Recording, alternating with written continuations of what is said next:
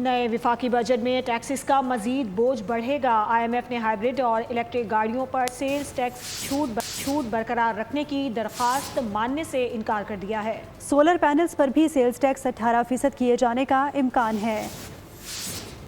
نئے بجٹ میں ٹیکسوں میں مزید اضافے کا اندیشہ۔ IMF نے کسی بھی قسم کی ٹیکس چھوٹ دینے سے انکار کر دیا۔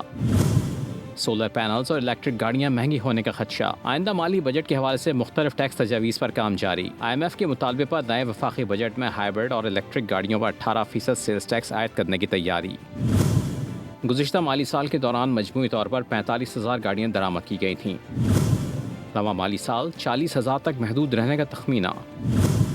ذرائع وزارت صنعت و پیداوار کے مطابق الیکٹرک وہیکل سیلز ٹیکس 1% سے بڑھا کر 18% اور ہائیبرڈ گاڑیوں پر 8% کا رعایتی سیلز ٹیکس ختم کر کے 18% پر لایا جا سکتا ہے۔ آئندہ مالی سال کے بجٹ میں سولر پینلز پر سیلز ٹیکس 10 سے بڑھا کر 18% کیے جانے کا امکان ہے۔ سبسکرائب کریں اور بیل دبائیں تاکہ کوئی خبر رہ نہ جائے۔